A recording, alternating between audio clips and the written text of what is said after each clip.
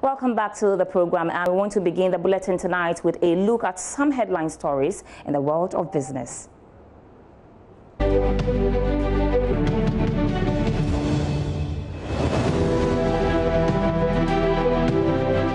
European Union has added 12 countries to its money laundering blacklist, putting the financial transactions.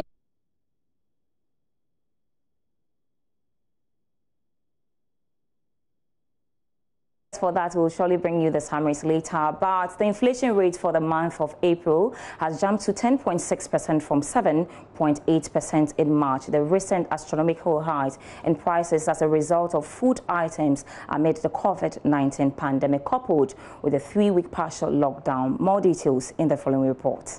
April 2020. CPI for April 2020 was 116.6 relative to 113.0 in the month of March 2020. This culminates in 3.2 month-on-month inflation, that is between March 2020 and April 2020. On a year-on-year basis, this translates into a 10.6 change in general price levels over the month of April 2019 and the month of April 2020. Even before the latest inflation rate of 10.6%, a great communication firm, Isoko Ghana, had predicted a hike in food prices for the month of April and May. Despite this warning, the Greek ministry, in a press conference last month, maintained there was enough food at a cheaper rate. Only 4 years ago, a bunch of plantain in Accra, you have to spend 40 Ghana cedis. Now 3, 4 cities, and I repeat, 3, 4, 5 cities, you can get a bunch of plantain. With the current data from the Ghana Statistical Service, it is clear the 3-week partial lockdown and closure of the country's borders had contributed significantly to the surge in inflation rate for April. What this means is that a tuber of yam previously sold for 5 cedis in the month of March shot up to 8 cedis in April. This, the government statistician, Professor Samuel Kobnainim, has been explaining. This means that in the month of April 2020, the general price level was 10.6% higher than April 2019. We do the disaggregation based on source by sharing with you the food inflation and the non-food inflation. And food inflation for the month of April 2020 was 14.4 relative to 7.7 for non-food inflation. Professor Inim also has this advice for the Ministry of Agric. One of the things that the Ministry of Food and Agriculture can focus on is how to ensure that the supply for commodities such as cassava, okra, plantain, tomatoes are available at markets that we saw very high prices. So from this release, we've shared with you what is happening across the 44 markets that we pick prices from. So from a supply side, we expect that the Ministry of Food and Agriculture can help in that regard.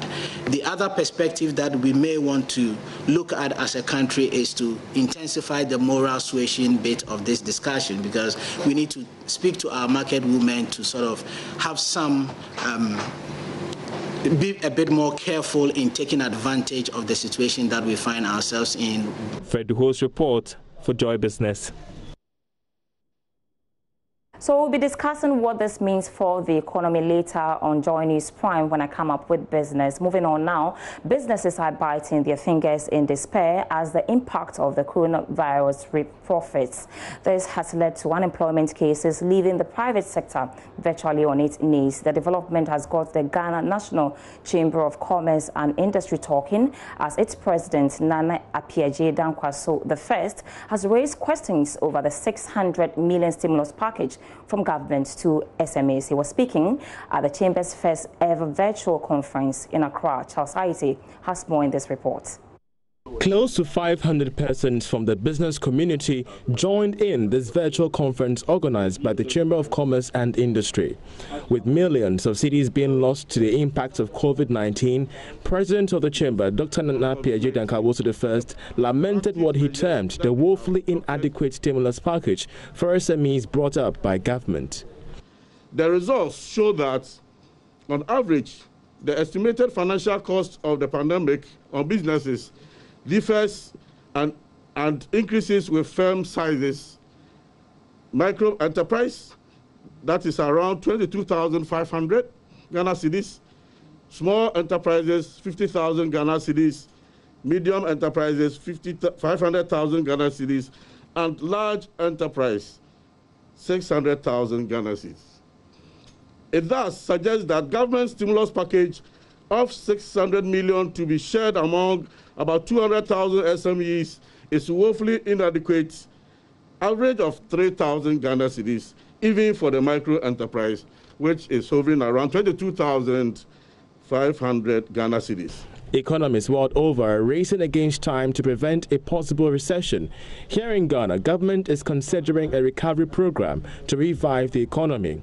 But economist Peter Quartey of the Institute of Statistical Service, ISA, warns that Ghana's economic bounce back will be based on a sustained support for SMEs. It is prudent that government provides the stimulus package to steer the economy from severe recession. Yes, government has also responded with loans, reduction in electricity tariffs, and free water for 3 months. The effects of these interventions can be direct and indirect.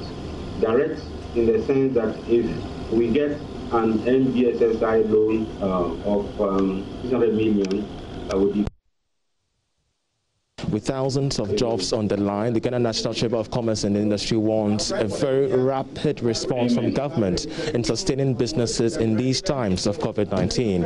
I'm Charles Aite for Joy Business. In other news tonight, legitimate artisanal small and medium-scale mining is believed to contribute about 30,000 jobs nationwide. It's been 2 years since the ban on small-scale mining was lifted, and some miners say several reforms have occurred, but a lot more is needed to get rid of charlatans. In January 2017, when small-scale mining was banned, one of the reasons was its impact on the environment, especially on water and the destruction of the vegetation. Well, in 2018 August, more than a year after the ban was lifted with new conditions. 900 small-scale miners were given the license to operate. I have come to OCM to find out exactly what the new regulations have been and whether people here are keeping or sticking to the new regulations. One of them is actually community mining, which has an impact on the people in the community benefiting directly from mining activities and, of course, being involved. So they have become the watchdogs. I am going out there to speak with people who own this concession and how the community mining works. The property is 10 concessions put together, made of 25 acres per concession. A geologist and a financial manager at site, this was usually not the norm on small-scale mines. These pits, which ideally will be covered this time, in the past would not have been. The Environmental Protection Agency then inspects and grants a certificate within 180 days before a new pit is dug. Water on the concession has been drawn from a nearby stream and cordoned off to prevent chemicals from seeping into river bodies. This was also a requirement from Water Resources. Having put all of these in place, the community has confidence Gold Axe will do responsible mining and has been selected for community mining here. Following the Mining Act 703, Section 81 to 99 to the teeth, the community has decided to be involved in making sure miners do not flout the law, especially those connected to river bodies and the environment. First, I think the documentation, the control from the community level to the district level to the national level. Yeah, things are now regularized. Specifically, what is regularized? The license to mine, license to do exploration, it's regularized. You can't do it the other way, not as a business as usual. Okay, you must go through all the processes because the community is empowered, the district is empowered, and the nationals are empowered too. When you travel between Kumasi and then Takwa using the Obuasi Road, prior to the ban, you see a lot of illegal mining activities by the roadside. But during the ban, those mining stopped. And it's evident. No, as we speak, we don't have incidents where you will see glaringly people mining along the roads and all that. Perhaps that is an attitude that has changed. When illegal mining was rife, more than 200,000 young people were involved. World Bank data says close to 15% of them were women and 6% of the concessions were also for them. More than 30,000 people are employed legally in artisanal and small-scale mines. Gold Axe is expecting to help the people of Jampomani in the Fantiakwa South District lift the youth unemployment, but will need further investment. Concession 10 concessions. Now the community mining. Community mining creates so many job opportunities for us, and so to develop the community and the country at large, we support the mining activities here. For now, there's a total of 10 concessions.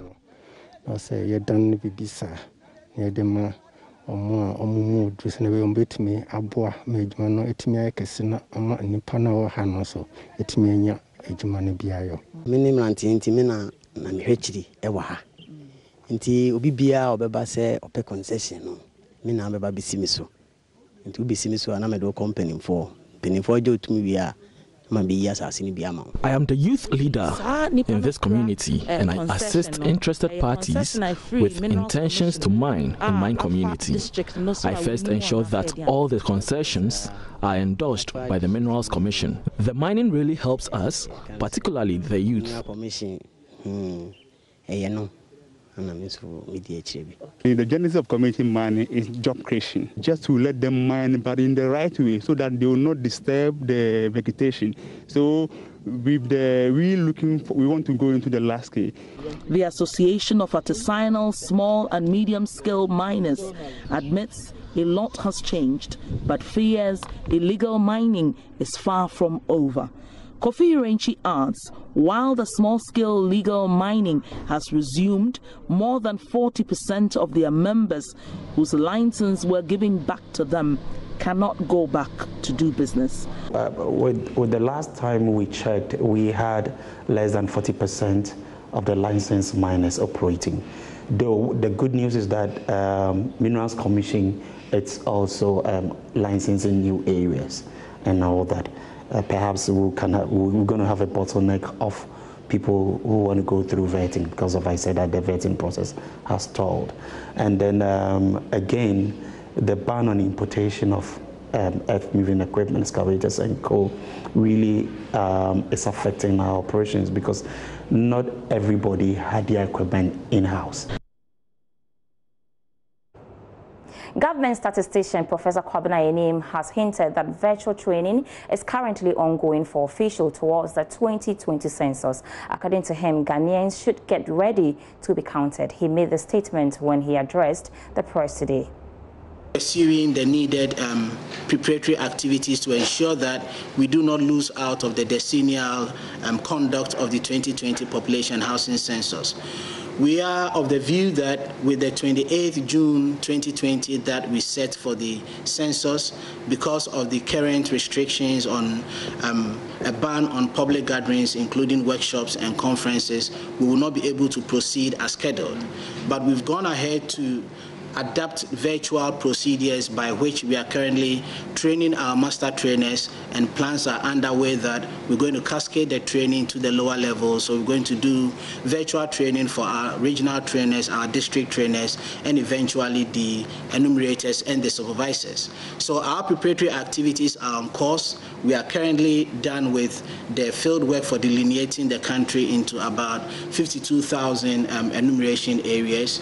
We are currently gathering geometry indices, accessibility indices, and building structure indices to help us have a good sense of the number of people that we need to put in each enumeration area. So in terms of preparatory activities, the only challenge that we are facing now is the effect that the face-to-face training would have brought to the fore. But having said that, we are hoping that once COVID-19 eases off by the 31st May, as the President has indicated, and even if there is a slight extension to it, it wouldn't alter the decision to have the census in the year 2020. So we send this message across to Ghanaians to hold themselves in preparedness, give us the necessary cooperations while we deploy different strategies to ensure that Ghana would not miss out of the decennial conduct of a population and housing census.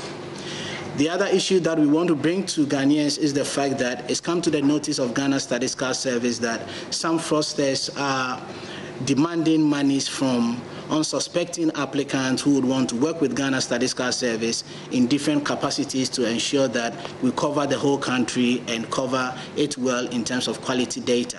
And some information is on the social media that we have engaged some individuals using mobile money accounts to collect money from prospective, unsuspecting applicants, indicating that they can offer them a job on the census or give them a place of their choice.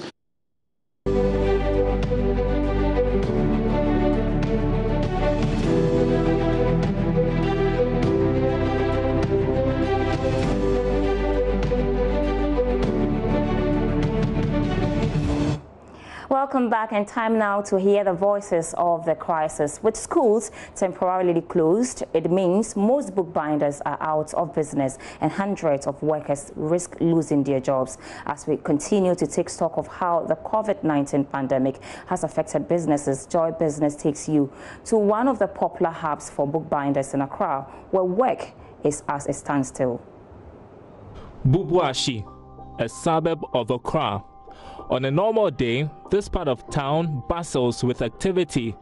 Is one of the major hubs for bookbinders. We have come to meet Nana Kweku Entibuesiako. He is chairman of the Bookbinders Association. He has been in the business for about 30 years, since the 80s. Those times was the best times. White man would say the good old days.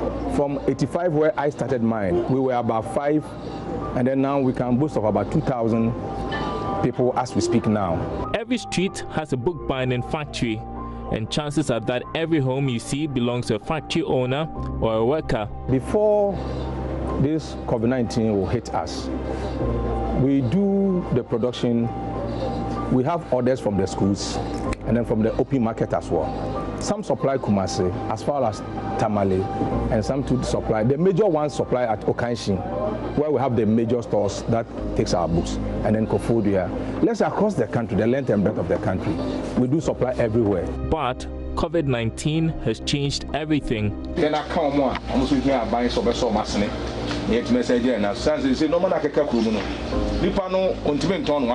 Various factory owners are in a meeting today to discuss the way forward, weeks after the president closed down schools temporarily to curb the spread of the virus. We work hand in hand with GES. So any measure that GES will take, it goes against production of books, notebooks, and all that entails to a school, to give it to a school, it definitely affect them. So now that the COVID-19 has come to stay for some few months that we are fighting, battling it out, it has let the business go down because we can't manufacture. The pandemic came at a very bad time, Nana Kweku tells me. The month of May is usually when production is at its peak. Now there's nothing to do, nobody to produce for. If you manufacture now, why are you going to sell it?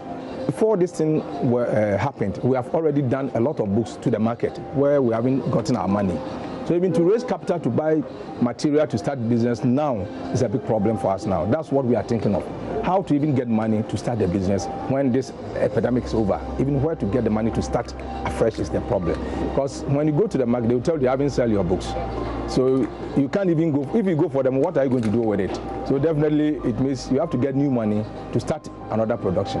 So as we speak, the effect is very huge. Most of the factories have been shut for weeks and equipment already gathering dust. Besides the huge investments they've made in equipment, their other headache is to pay hundreds of workers they have employed. They are the boys we normally work with every year. So we save money to keep them going.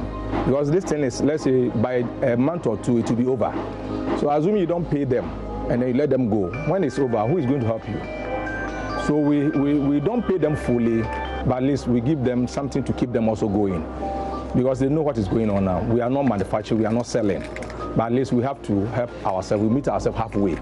So that's what we have been doing. We have been helping them halfway, just to keep them going till the pandemic is over. So for now, we don't pay full salary to them. We are meeting them halfway, just for them to survive.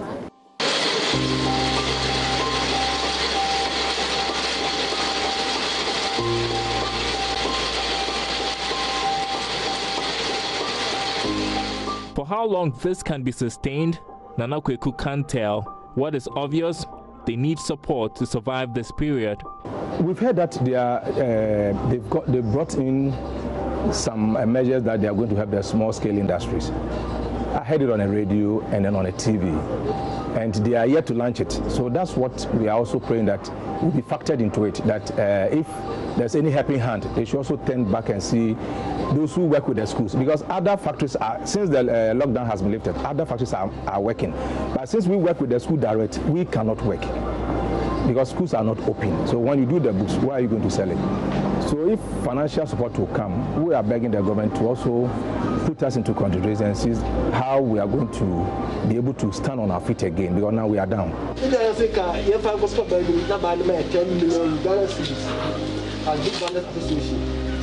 is there. Because the money is 80% off. Now though, with nothing much to do, the bookbinders are meeting to strategize the way forward. The whole thing is a nightmare, I must be honest, a nightmare. So we are pleading to the government that you come into our aid. When this small-scale loan is being introduced, they should also turn back to us and help us more, at least to cushion us, so we can stand on our feet. If nothing comes at all, it will be very difficult for us to work. Because I can tell you for a fact, somebody capital is 1,000 Ghana, somebody has 2,000 Ghana. The person has been in the house for 2 months now. You can imagine what has become of that money. It's gone. So you need something to start again. So it's like we are really down. Down as long as the schools are closed.